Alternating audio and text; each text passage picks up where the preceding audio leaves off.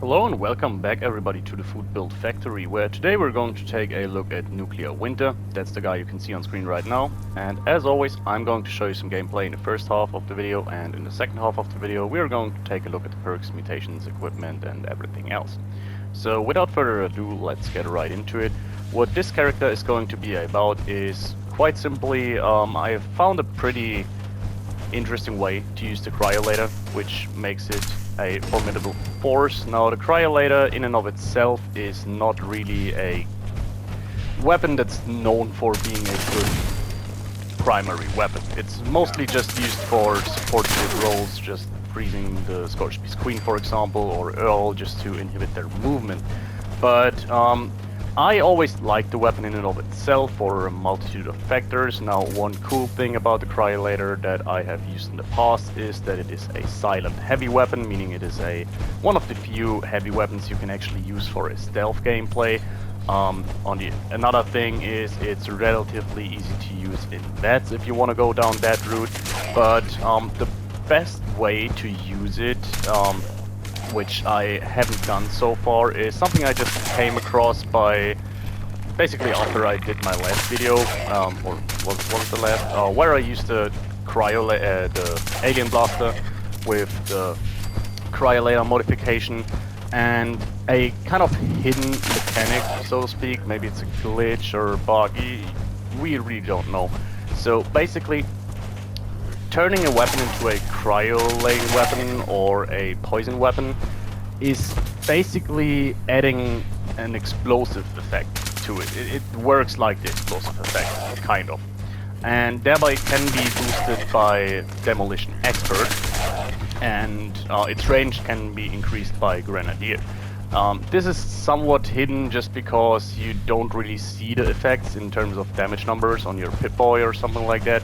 So yeah, I'm pretty sure, especially when it comes to the Cryolator, it's probably a well-known thing, especially in the PvP community, just because, yeah, for quite a while now, the Cryolator, as far as I know, I'm not a PvP guy, but as far as I know, the Cryolator was a relatively good option for PvP, and I'm pretty sure people will know about this, but I see a little talk about it on Reddit forums and such, so that's why I wanted to talk about it.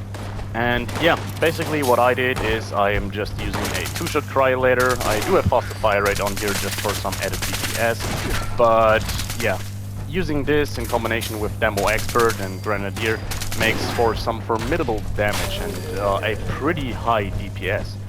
Like, I was really surprised. I mean, after the Alien Blaster video, I was aware that this would probably work, but the amount of extra damage you get is pretty ridiculous, and I'm having a ton of fun.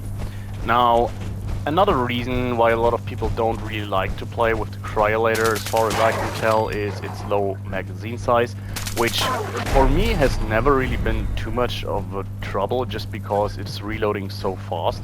So on this occasion here we do have Lock and Load as a perk, and we do have Speed Demon Mutation, and already you can see the reload is very fast. So I really don't know where this conception comes from that you can't really use it due to its low magazine size. As I said, just reloads very fast. We don't even have a faster reload legendary effect on the weapon. Just for reference, I have on a private world used one with faster reload in addition to the perk and the mutation, and to be honest, the reload speed is so fast it doesn't really make a whole lot of a difference. So on this occasion I'm using a Cryolator that I actually have from a live server, which I bought for like 10k or something in a player vendor, which is a two-shot faster fire rate, one with extra with breaking slower effect. And yeah, one of the single limitations in my eyes is something we can see right here. It's kind of hard to aim and control, but as you can see, it's not really important. We can take out one of the Scorched Beasts right out of the air with just a few shots. It really isn't much of a problem here. I mean, it has gone way worse in the past fighting against these guys. So yeah, it's actually amazing. I really like the weapon. Now, one big downside to it is the fact that you can you really burn through ammo, and while I find myself having a ton of crystals, which you need to make the ammo all of the time, it's just because it's rarely used for stuff, you know, so it accumulates over time in your inventory. But if you're basically playing the whole time with a build that relies on crystal, it can be a little bit hard to come by sufficient numbers. But to be honest, like, there's different means of getting ammo, and yeah, it's just something I wanted to have noted here, that ammo is kind of a problem here, but it's still a ton of fun. Now, when it comes to the cryo damage in and of itself, I found that a lot of enemies don't really have a good amount of protection against it, so that's probably why this thing is working so well. And the other only noteworthy thing about this character is we have relatively low endurance, but we are in power armor. We are in excavator armor though, so yeah, in terms of protection I went for an overeater set on this occasion, and there's nothing too crazy going on here. We just have the survival drug, or survival syringe I think it's called, as a legendary effect, as an easy means to keep our survival meters up, like hunger and thirst. Now, the only other thing I wanted to mention here is just a little gimmick that I have, which is, if you don't know for some reason, there's ways to get the cryo, the coolant canisters and the troglodyte, or I think it's called, out of the pit, which is not intended, like it's basically an exploit. And yeah, if you have that grenade equipped, it basically does what you can see on screen right now. It gives you this frozen look, and it reduces your movement speed by 60%. There's not a single benefit to it as far as I can tell. Like, there were a few things I thought you could do with it, maybe reduce staggering, or maybe reduce your recoil. Basically, I think this is what happens when you get frozen in daily ops, which is a potential benefit, but on this occasion, no, it just reduces your reload speed.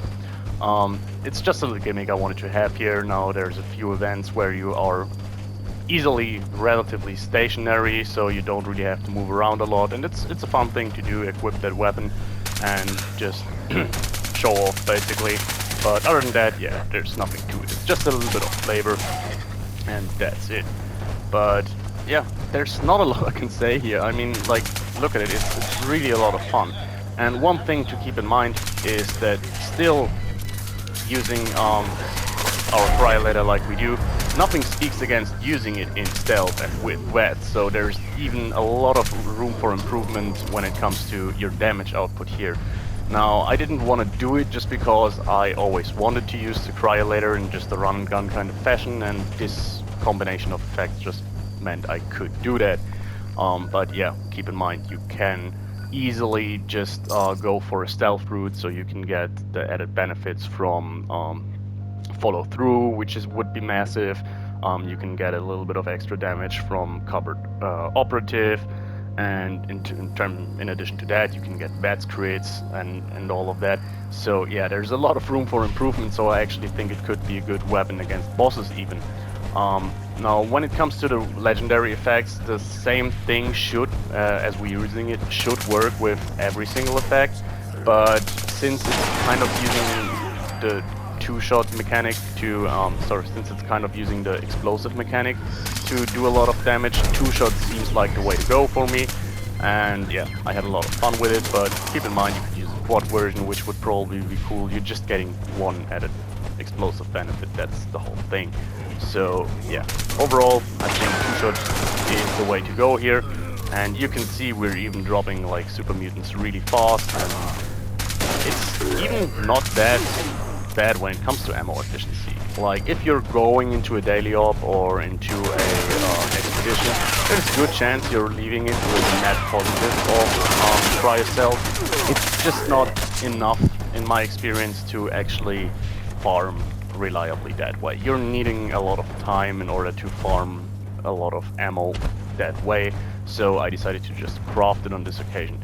But yeah, it's a lot of fun, and since the snowballs you're shooting have a little bit of an arc, it's definitely a little bit of a different experience, which in and of itself is worse than if they were like just traveling straight and without any time concern. But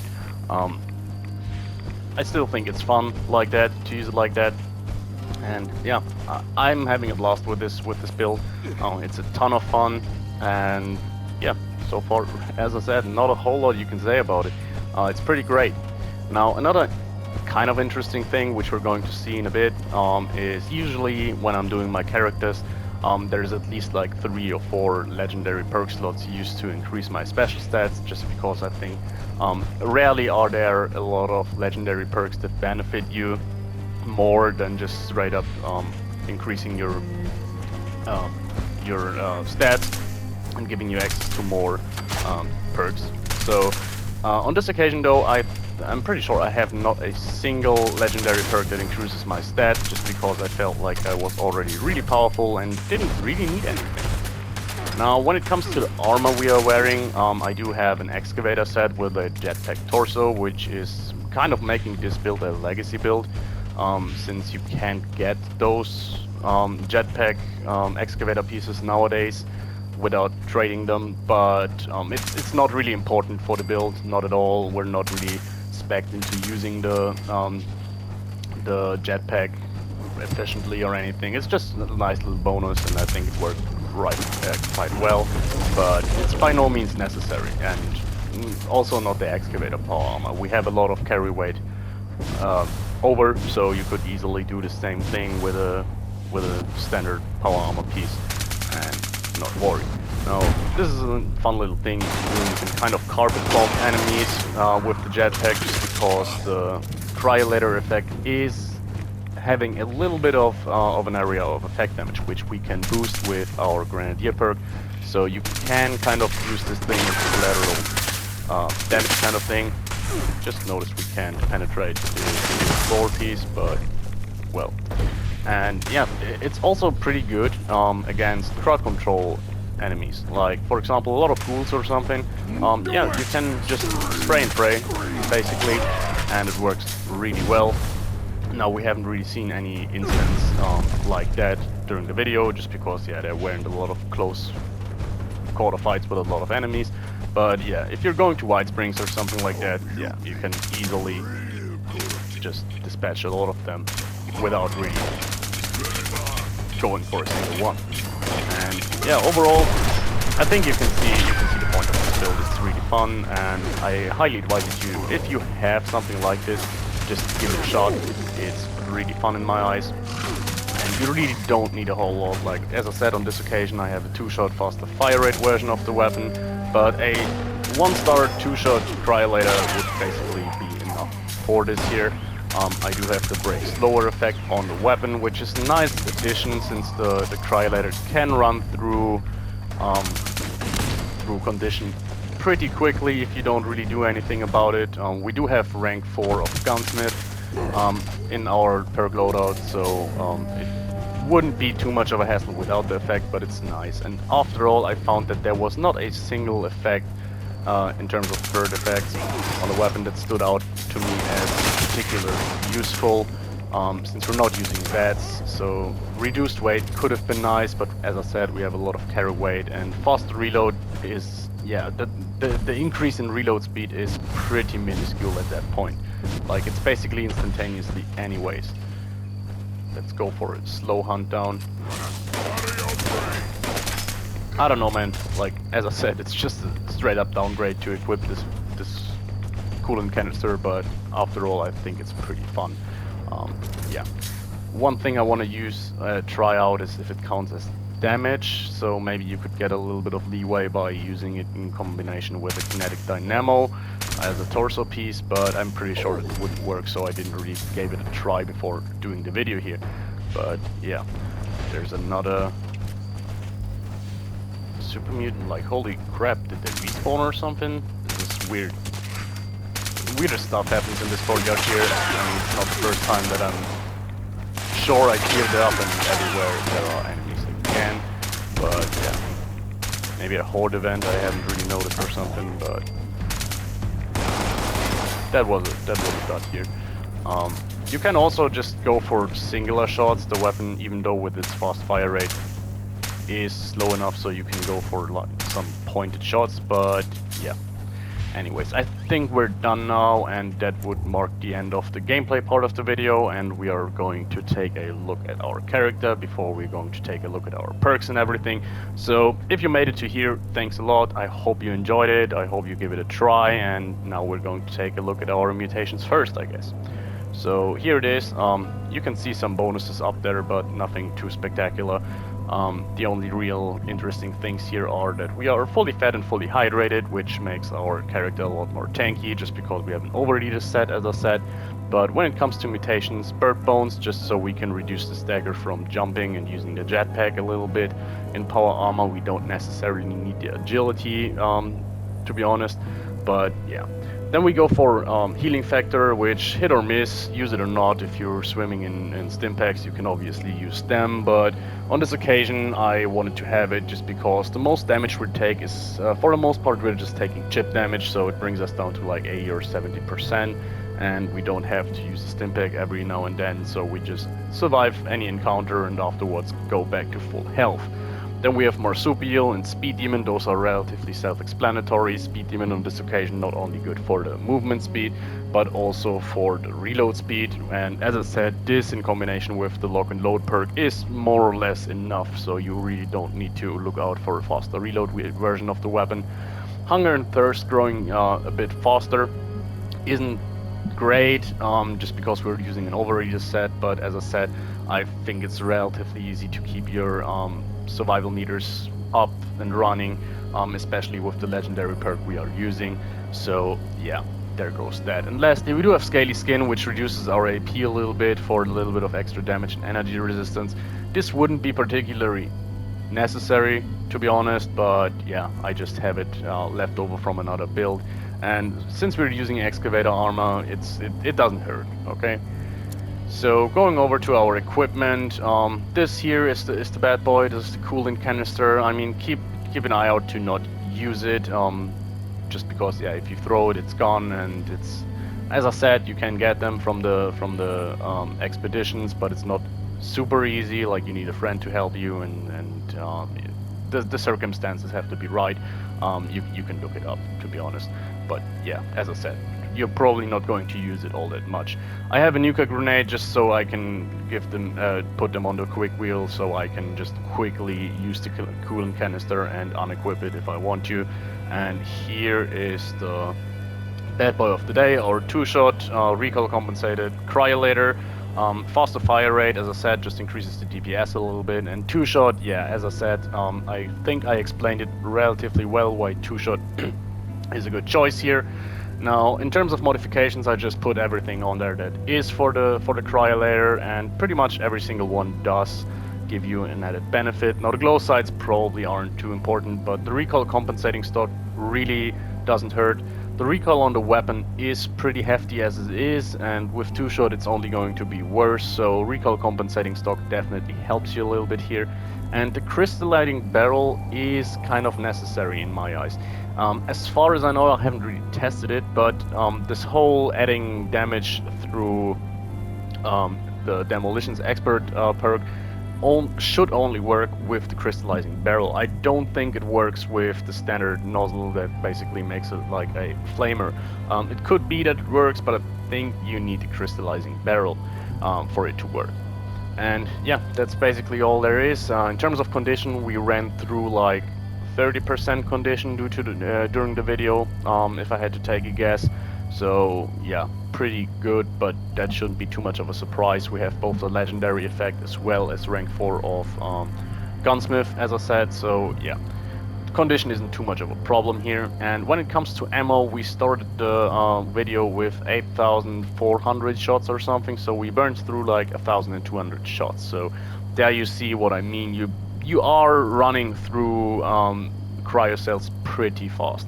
Like, it's not hilarious or too much of a burden. You can definitely keep up with the ammo consumption if you're prepared for that, but it's noteworthy nonetheless. And similar to the Alien Blaster, like, if you were just to look at the damage numbers here of 44 cryo damage, this does not strike you as a potent weapon. Like, if you just see this, you really think, okay, we can maybe use this as a suppressed weapon, and that's it. So yeah. Last thing to mention, didn't really come up here too much during the video just because we didn't really encounter an enemy that survived long enough, which in and of itself makes it not too much of a problem. I think that's a pretty good problem to have. But yeah, if you're fighting bosses or so, the fact that you can freeze an enemy can really be great. Like, you can just basically freeze the queen in place and just really go for headshots and everything. So that's an added benefit we didn't really see so far. In terms of armor, we do have an excavator armor set. I have a full set of overeaters with hunger and thirst growing slower, which is nice here. For the rest, I didn't really look out. By the way, I am on a private world, so I can just craft as much as I wanted here. The rest isn't too spectacular. We have 2 sentinels pieces, I think, which is great, but yeah. Other than that, nothing too spectacular. We have 1 piece that has a 5% chance to deal frost damage to melee attackers, which is kind of fitting the whole narrative here, but yeah, nothing too crazy. Not sure what to say here. We do have calibrated shocks and jetpack, so yeah. Taking a look at the perks now, in terms of strength, there's nothing too crazy here. We do have Master Heavy Gunner, and Expert Heavy Gunner for maximum damage here, and Lock and Load for faster reload speed. Now, you could just use one of the legendary perk point slots in order to increase your strength further and use something like Traveling Pharmacy, which often I use on heavy gunners in power armor, just because, yeah, or in power armor in general, just because I tend to carry a ton of stimpaks and so on that I don't really need. But on this occasion, with the combination of calibrated shocks, the bonus from the excavator power armor in and of itself, and relatively high strength, we have a ton of carry weight, so we can easily afford the few mats I do have on me. When it comes to perception, yeah, 2 points for Grenadier, that's the thing you want to have here. In terms of damage, it doesn't really add too much, but you can basically concentrate more on the torso when aiming for enemies and still get a lot of extra damage from the explosive effect. So yeah, that's why this is kind of important. You can live without it though, but on the other side, it's just 1 point of perk investment, to be honest. Sorry, 1 point of special investment, so you should run that. When it comes to endurance, I do have fireproof because that's always a good option, especially since we are using a explosive weapon. In theory, or in practice, you get the point.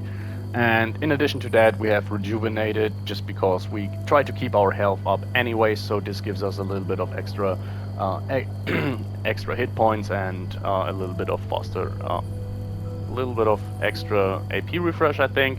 So yeah, 5 points should be enough on this occasion with the armor set we were running. Then we have Tenderizer, just because why shouldn't we have Tenderizer? It's always a good pick. And when it comes to intelligence, this is the only stat we do have maxed out on this occasion, and for once, oftentimes when I max out intelligence, it's filled with just something, just because I want to have the passive benefit from intelligence. But on this occasion we were actually running out of perk point slots, so stabilized, pretty important here, better hipfire accuracy and armor penetration for our weapon, so this is a no-brainer. Then we do have Demo Expert. I talked a lot about it. This is important, even though it doesn't look like it does anything on the weapon when you're just looking at the perk points, sorry, at the pip point damage numbers. But yeah, you definitely want to need that. If you try it with and without it, you will see a difference. Then we do have batteries included, just because, yeah, we do have a few fusion cores. Now, you could get away with just using very little of those, even though we're using an excavator, a jetpack every now and then, but I tend to have a lot of them. But on this occasion, just because you want to carry a lot of cryo cells, these things can be heavy, so you definitely want to have batteries included. And lastly, 4 ranks of gunsmith. This can potentially be a little bit of a hassle, because most people just max out gunsmith, most likely, so you overall looking at a investment of 9 perk points, just because you probably want to have gunsmith at rank 5 and then want to rank it up again to rank 4. But yeah, that's just how it went here, and I'm not regretting the decision. When it comes to agility, obviously using a jetpack, it would be nice to have it maxed out just so we can fly around a little bit more, but I didn't really want to afford more than 8 points here. Action Boy for a little bit of extra reload speed, AP refresh, really needed here, just because we don't have any other means of doing so. And then we have adrenaline, because that's always a great pick. You could definitely get away without adrenaline on this occasion. We are powerful enough, but I still wanted to have it. And lastly, we do have relatively high luck for a character that doesn't use VATS. But yeah, Starch Genes is kind of a no-brainer. We want to have that, and Class Freak is here. You could get away without it. The debuffs from our mutations aren't too crazy, but I still wanted to have it. Lastly, I wanted to have a little bit of extra damage reduction from Ricochet, which is nice. It doesn't serve a greater purpose here though, it's just a little bit of extra damage. Not damage reduction, sorry. And lastly, we have Bloody Mass. Obviously, yet again, something you could live without. We are powerful enough, but it didn't really hurt, did it? And that leaves us with legendary perks, and as you can see, pretty stuffed here, and yeah, different than it is usually. One thing that's not different, I am in power armor, so I'm using electric absorption. Rank 3 here, I think rank 1 or 2 are most of the time already enough, but yeah, since this is basically a power armor character for the most time, I try to invest a little bit more into electric absorption here. Yeah, having a chance to refill our hit points and refill our fusion core is nice to have.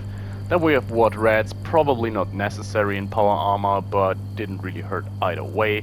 Funky Darts, this is a good addition here because we do have relatively low hit points. Now we can reduce a lot of damage from our Overeater set, but I'm pretty sure poison damage just directly affects your hit points no matter what. So yeah, having Funky Darts at rank 2 for 100 extra poison damage is enough for most things. Like, you rarely see someone maxing it out, in my opinion, and for a good reason. Like, rank 2 is, for me, is the sweet spot where I often end up with the Funky Darts. Then we do have Power Sprinter, probably the most useless here on this list, just reducing the action point cost when sprinting and power armor a little bit. I just wanted to really emphasize the power armor usage here a little bit. Definitely something you could use for something else, but since I already, yeah, as I said, I wanted to for once make a character that doesn't rely on extra special points. So here we go. Power Sprinter, not really useful, but doesn't hurt either. Then we do have taking one for the team. As you noticed, I am in a casual team on my own, but that's enough. You just have to be on a team. You don't have to have any team members there. For 40% multiplicative extra damage when facing enemies that do attack you, which is kind of nice here. Definitely on occasion, especially if you're fighting something like the Queen or a Behemoth or a Mylar Queen. Yeah, this doesn't hurt. It really gives you a huge DPS increase. And lastly, we have survival shortcut for with only rank 1, and I found it to be easily enough to keep up with our thirst and hunger meter, due to the fact that, yeah, as I said, we do have 5 pieces of power armor with the 10% slower growing hunger and thirst effect. Not sure how that's called, to be honest. And even if we didn't have those, yeah, every 30 minutes one survival stim, that's mostly enough, to be honest. Like, you're starting to accumulate more than you need. Obviously you can go higher and use it to refill your HP every now and then, but you don't need it. Basically you just want to have it to refill your hunger and thirst, and even if you don't have it, yeah, it's not hard to keep up with hunger and thirst, in my opinion. And yeah, that was it. I hope you enjoyed it, guys. Let's just take a look at our thumbnail here. I know I could just cut it out, but I don't want to edit a whole lot. So here we go. That's our thumbnail for the video. And yeah, as I said, I hope you enjoyed the video, guys, and see you next time. Bye.